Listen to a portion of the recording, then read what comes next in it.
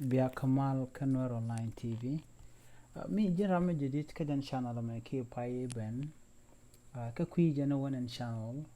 كوي جنور أونلاين تي في غوريجن بسبسكرايب كغوريجن بيجن يو أكبر كنيتن كوكين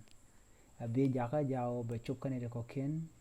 بيشير كجن بوبشار بوبجتوب كوجن بكمان مش كمان كيش دورشي غور بيكون نيو دوشي لينغ مندانا لاتك كغور جابا جن بو بيجن يو أكبر كنيت كوكين شير كنيت تك سوشيال ميديا كي فيسبوك بيجي شير كك en men ban lat ke jan gwasa me shalar no gwe torbieli ki traffic la ka mo ke yo kana mo edwer jena dana chalat ko traffic police kene den kontin gwe torbieli cha yo cha ka de kan kanat wamalet kene edwer jena dana bana gwitin ke jena dana chanong ye roje chalat jane chalat ejingo neno ken traffic ni ki traffic police kiene de konti la gwe torbieli let ken duer tungwan ko teke yo ka ji torbieli kana ji motori teke ji motori ki boda ni te teke yo kaka awame let kene to awa duer chi chong mugoro de je gwe ka do dan de gwe keja ko shi ramu traffic police che yo shakade tech karan shi kamigu yana moka turna me kwen ken yo wichar jo duel wana me akel ki dwer midire long ko de ran dere yo dere ka kwen kiɛɛ dere je goro to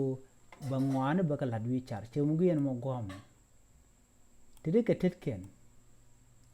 re tene ken kwen ken yo ngum kwen ka yo ka je cha wona mo dwer ka cha goro dere tetin ki de je lat ene den konte la police ni en dwer mo wa dwer kel mi ba police ni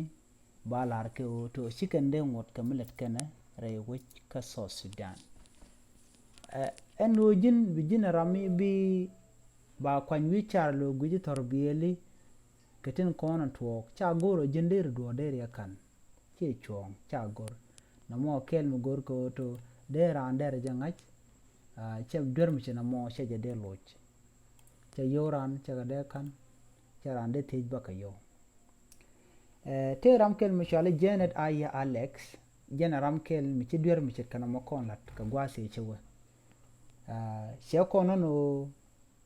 ki ka gwase wala no ba yo kan ke ji torbieli ki ji boda ni ki ji motorcycle ke kwide ka ngot rama chal ke jena dene jen la yo kana tin geer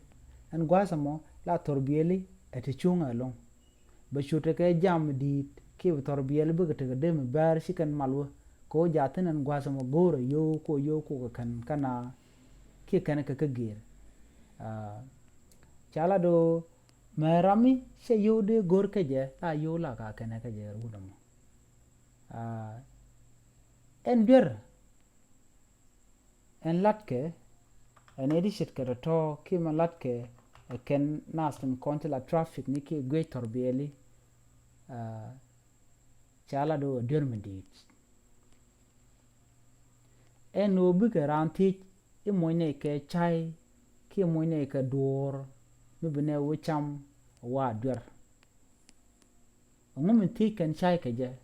ka la dien no bi ka torbieli gwich gwaten wogatin kano mite ka turbil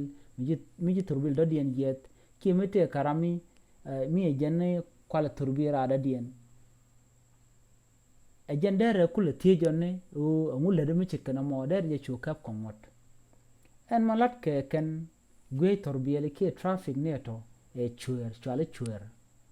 ramu wajik ka ba yen ka ngot tin kon tin yan karamu shi dwer shilat bu ngode kep ka shi ngod no bu traffic police be yo kwen wichar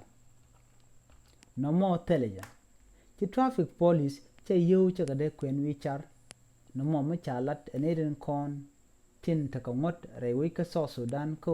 e derba eno bran kume mi gwin ni torbieli ki ramadit ba yo ba kwen wi char che mu guyana magwasame chalade ne me kel mi cha gor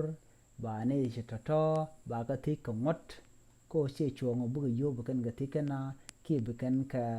ladwi char no Läär me ajen Läär dana shala do kene dial kon la traffic police kene dial kon tin ga torbieli cha gor no bu yo bu kan ga ti kana chikeme shaling ne ga gwas pai wo chala do tele traffic police mi ba goro baram jel ga turbil be je te ka ID ki license do jane ne dial kon jel ka so Sudanese charan chabutich o bi ni ki wine ko chaji go jen do badan ku kan yo ku kan le cham ka je ke cham ka nat ka je moy na shai chalat bo traffic police be kum be yo kamrar ba mo ka yo no mo aware kel mi cha gor ko motten konten cha gor ka kwi traffic police kene de kondum gwech ka torbieli wishar ngode ti ke wanti kan ngwani kone shalat ko ti traffic police ti dwer mi chikana me shebelat morana lat baji kap ko bom ki ko moten konde chala do shiran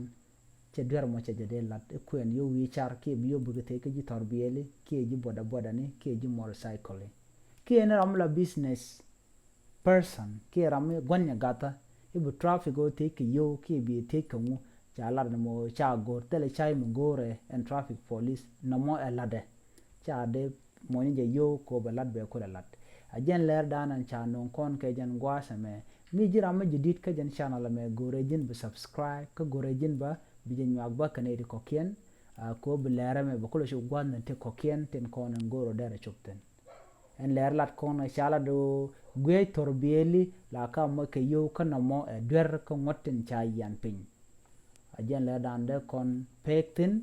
mi jiram jidit ko nyaga ne ko kien ki ko subscribe biya takamal